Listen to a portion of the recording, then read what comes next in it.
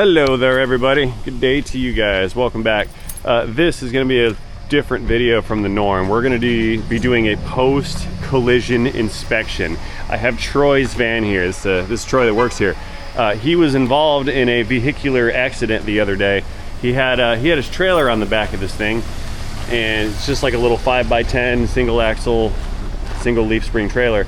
And the guy rear-ended the trailer, which the impact went through the trailer, into the trailer hitch, into the undercarriage. Now, we had kind of taken a look at this vehicle preliminarily, and one thing that's standing out to me is the body lines are a little not right on it. This one right there, it's sticking out some. We've got a big gap right here, see that? So something's kind of tweaked on it. That's something that was noticed from the get-go. So what we're gonna do here is put this thing up on the 4-post lift and take a look at the underneath carriage, because that trailer took a nasty hit. All the impact from the hit went into the hitch. Now that's a solid poured 2-inch hitch right there. That's not gonna bend, but this guy's bolted onto the frame rails, which are not solid 2-inch steel. So there's potential here that the frame rails were tweaked and bent or damaged on this unit. So we're gonna, like I said, do a quick inspection on it, make sure it's all good. Now, for everybody wondering, yes, Troy is just fine. He's gonna be out of work for a few weeks, I think. Starting the engine. But he's not gravely injured. Did spend a day in the hospital. There was no violation to the epidermis, so no inside fluids became outside fluids. So he's okay, and he's got a very cute little puppy dog. Look at the puppy dog. Anyway, moving on. So the van here, gotta do our mileage check. 227,795.5 miles on the odometer. Hope you guys can see that. There you go. What else we got going on in here? Stinky teenagers. He's not really a teenager anymore, but still, you stink. So we got some stinkiness, some hats. What else we got going on here? Toolbox, some car parts. So, you know, that's actually a hazard on its own. We got to get him a cage in here if we're gonna have car parts, because if there were a violent collision, those car parts could potentially turn into projectiles and missiles. And those projectiles and missiles, when encountering our squishy human flesh, may cause injury. Food for thought. Actually, that should apply to everybody. If you've got like loose stuff, metallic in nature, hanging out inside of your car, use caution, because if you were to be involved in a traffic accident, your cargo could kill you. I guess that's about all that I have on my words of wisdom for automotive safety. Wear your seatbelts and all that cool stuff too. Why is this thing beeping at me? I don't know. But anyway, we're gonna get it up on the rack here and take a look. We're gonna lift it all the way up. That way you can walk around underneath, see what the bottom side looks like. We'll do a maintenance inspection too. Hey Troy, can you you guide me in a little bit? All right, let's get this thing up on the rack here. Looking good, straighten out. We're parallel with the lift. Gas on it.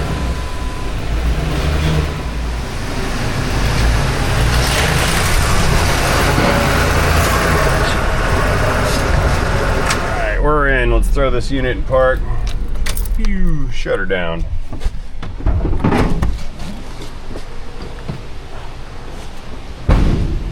Moving on up, black subscribe button. A heavy-ish unit.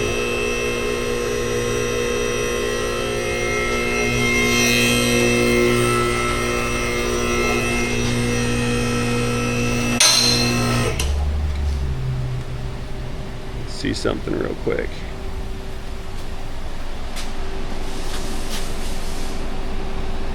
Okay, fingertips.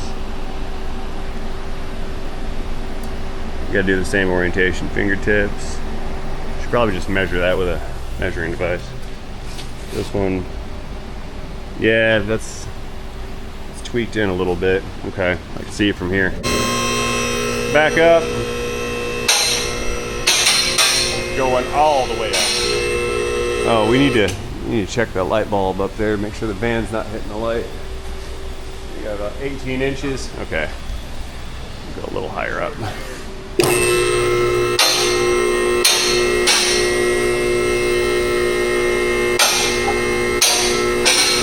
That will do on the locks. Beautiful. All right, let's start eyeballing a couple things here. Let's see what we can find out.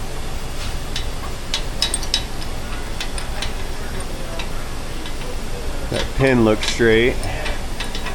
We didn't bend the pin. Looking at the hitch bracketry here. I'm looking for things, evidence of things moving, like this right here. I hope the camera picks up on it. Okay, so right here, we have the outer perimeter of this bracket, right? Now, based on these little rust marks right here and the dirt marks, this thing used to be over here about 3/16 of an inch, and it used to be over here towards your left,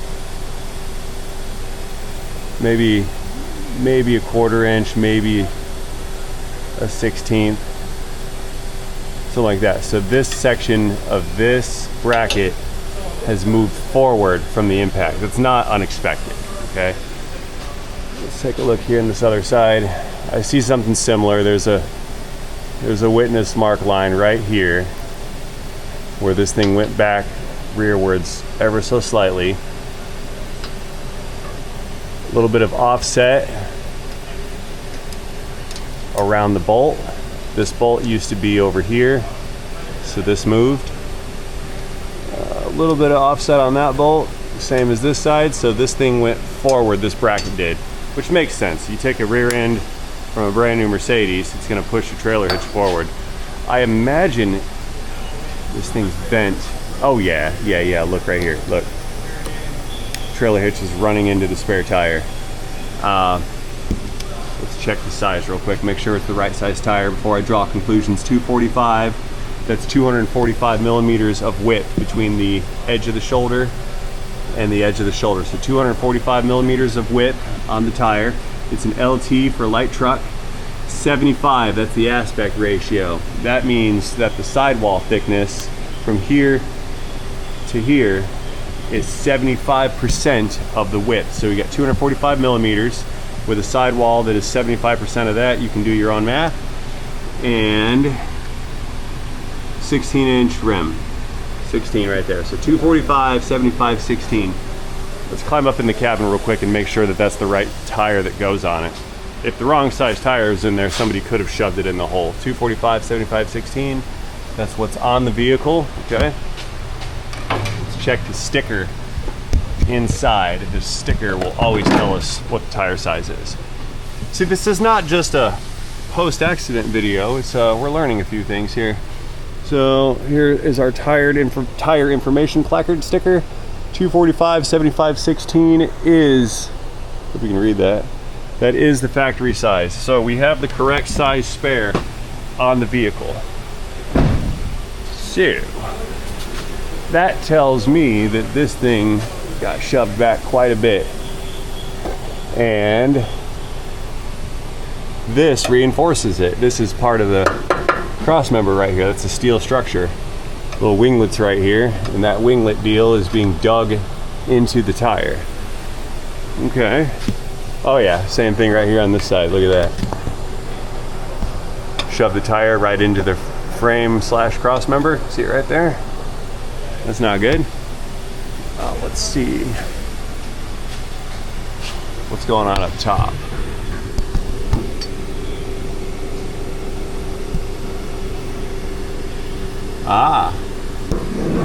There's something up top. Watch this, hang on, let me get the light situated here. I will show you.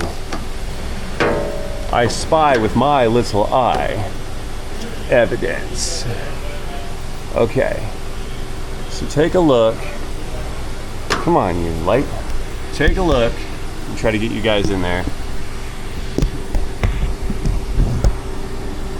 Look right here. You see in the bottom of this cross member, right through there, those indentations, there's little sipes right there, little lines, line. Let's change the angle in case the light's not picking it up. Yeah, now you can definitely see it. See all these little lines right here? You know what those are from? Those are the imprints on the side of the tire. So, see it right there? We take a look and move this camera down, you can see those imprint marks. Yep, right there on the tire. See them right there? The same marks are on the piece of metal right there. So, let's check that other side. Yep, same situation. See the marks? So what that tells me is that when this thing hit, not only did it move this forward some, it also flexed it enough to push this tire up into that cross member, and then after the hit it relaxed a little bit. That was kind of a hard hit. Yeah, bent the trailer hitch. This is a probably 7,000 pound hitch. It doesn't have the sticker on it anymore, but this looks like a Reese 7K trailer hitch. Nope, U-Haul. It's a U-Haul. I see the sticker right there. It's still probably a 7,000 pound capacity hitch. Okay, well, that's not the greatest. Let's check our bumper bracketry up here and see if any of that stuff took a hit. I don't think so.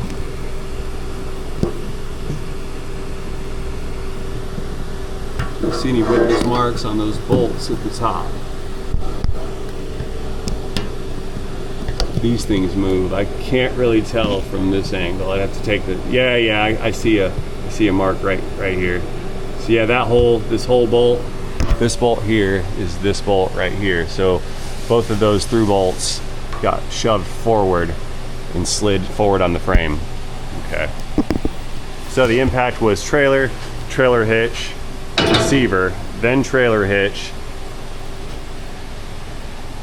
then frame. By the way, speaking of trailer hitch, this should be out of service. This should now be out of service. We don't know what type of structural integrity is left inside of this. These are usually, I believe, cast iron. So this thing could be cracked. We should take this trailer hitch out of service. And the pin. The pin did take a hit. That's a worn out pin too. That took a nasty hit. So I don't think that should be in service. Period. I'm actually gonna remove it. Look, we can see the tire from in here. By the way, sorry Northern guys, I pulled that right out. I know you guys can't do that. You need to have like tractors and come along with chains and torches and hammers to get these things out. We just pulled the pin out. Down here in the south, sir. So anyway, moving on. Let's see what else we can see here. Taking a look at these rear leaf spring shackles. Notice the spacing. This one's spaced. There's like 3/8 of an inch right here, and I think it's contacting over here, pretty close to it. So the spring is favored left on the shackle. Let's check this side here. And this one, spring is favoring right on the shackle. So theoretically, if this is an arch and we hit this and straighten out that arch, it would push that way and that way and push out against those springs. I don't know if that's a fact, but utilizing physics in theory, that could be an issue. Let's check the leaf springs on the front side. So we check the rear bushings. Our fronts, and this is favoring to the right. Big old gap on the left. You see that bushing is being pulled also. Something's tweaked here for sure. And this one as well. This one's favoring relative to the bracket. The spring is favoring to the right. Relative to the bracket, the spring is favoring to the right. Okay. Here we can see that bushing's not torn and falling out of it, but this thing is still favored in that direction quite a bit. Okay. Let's see our overload spring, this bottom spring in the pack. That one is running a little bit sideways, but if that could actually still be straight, and this spring pack assembly is sideways. So the spring pack could be like this, and this is pointed straight ahead like it should be. Hard to tell, but I can tell it's not straight and it's not right. Okay.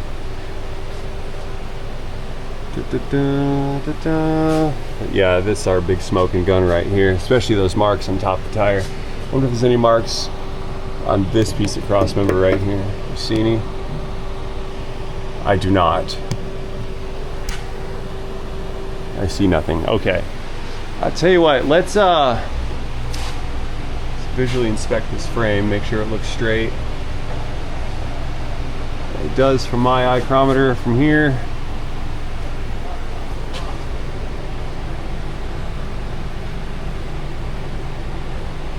That's a normal bend that's supposed to be there. That's to allow some space for that fuel tank strap. That is a normal bend. And that is a normal bend. That doesn't mean it's not bent more. And I think this back of the frame from somewhere, from here back somewhere is bent. Yeah, from here back somewhere is bent. Let's put it on the alignment machine, get the head set up on it, and then we'll take some measurements with the alignment computer and see if this rear axle is tweaked one way or the other. Okay, we've got the heads on the vehicle. We're doing the rolling compensation. I'm gonna push this thing back. There we go. I think the door is open. No, I need to run the cameras up. I've got little laser cameras in there. That's what reads the heads. Let me push this up some. Yeah, now we're cooking. So what this is doing, and this is measuring any run out, and that's run out is your knot straightness between your wheel and the head. So it's taking a before picture, and then you roll it back, it takes another picture.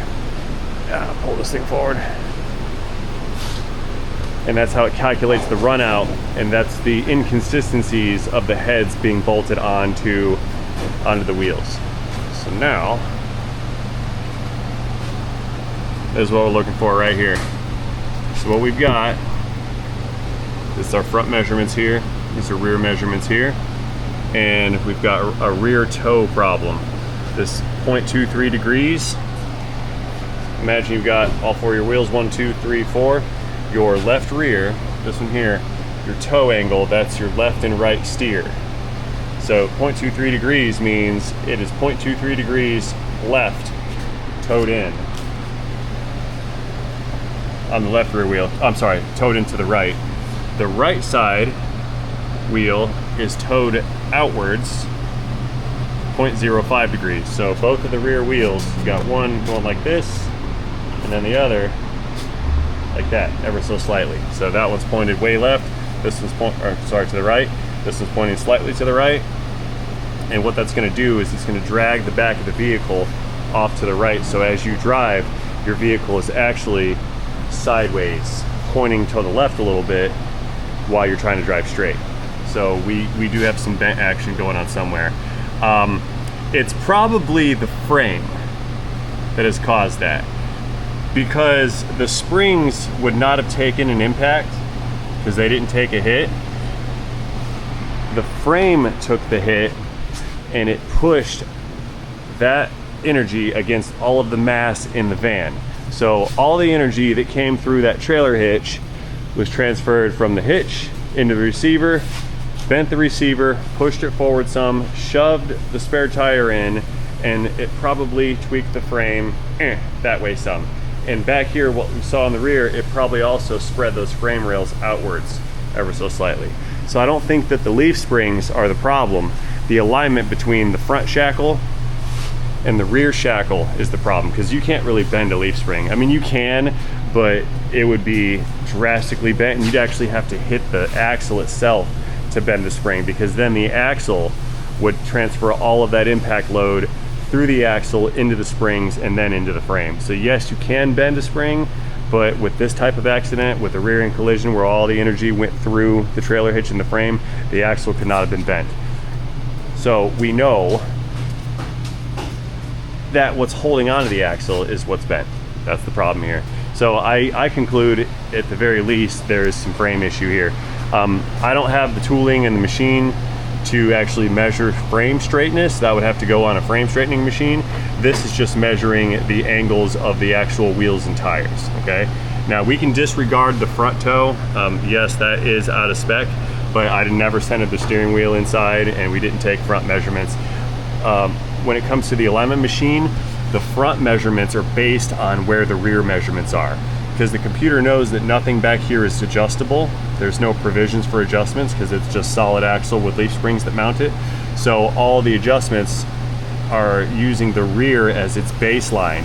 So we're going to align the front wheels up based on what the rear wheels are doing. So with the rear being out of spec the way that it is, that means technically even if we did align the fronts, they would not be in alignment, because we're trying to make this wheel aligned relative to this wheel right here. We want all four wheels parallel to each other relatively and perpendicular to the ground. That's what we say. So when this thing is calculating where it wants the front, it's going to do that based off of this number right here. And since that is not adjustable, that means this number here is out of spec. Whether it's red, green, blue, clear, doesn't matter. Also, the numeric value of that specification is irrelevant because this measurement is out of spec. Now, there is gray area in that. We can have a little bit of leeway, but when we're talking about a post-collision event, this right here is not a little bit of leeway. That's 1/4 of a degree. That's 0.25 degrees of misalignment in the rear of the vehicle. That's no good.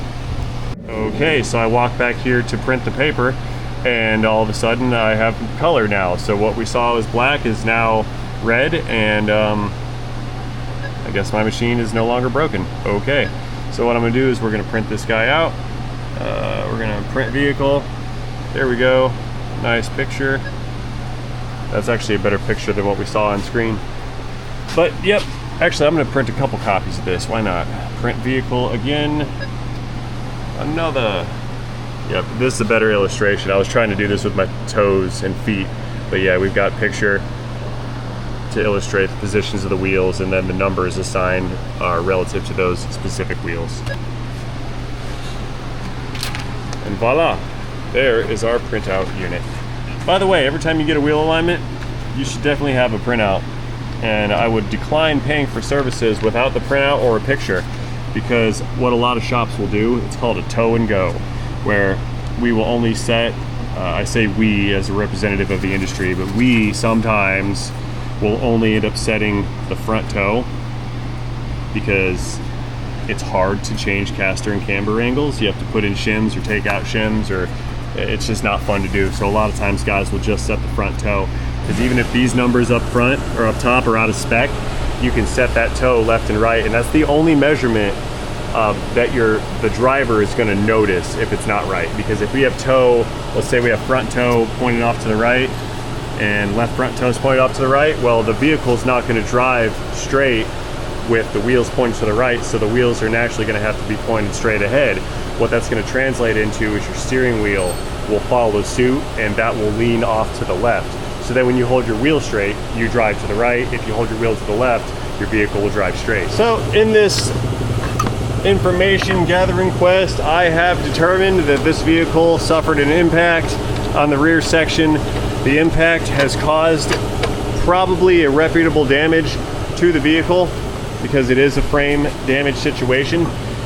Even if the damage was repairable, this is a 2006 van, it's nearly 20 years old, and the insurance company would never foot the bill to make a repair on a frame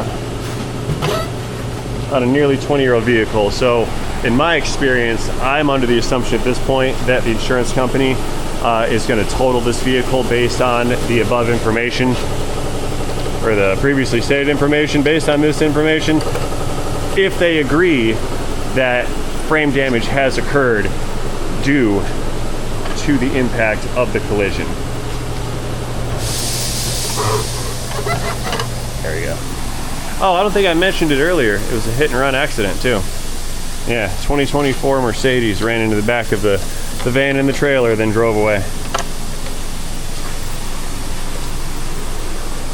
Really, we can afford a Mercedes, but we can't afford the responsibility of doing the wrong thing. What's that say for us as a society, guys? That's sad to me. Very sad. All right, we're all good here. I think I'm all done. We're letting this one out, backing it out. All finished. Inspection complete. See you guys later. Thanks for watching. Let me know what you think about this situation in the comment section down below. Don't forget to engage that like button way down there. And most importantly, try not to get rear-ended in traffic. See you guys later in a video, in a day, in a transmission.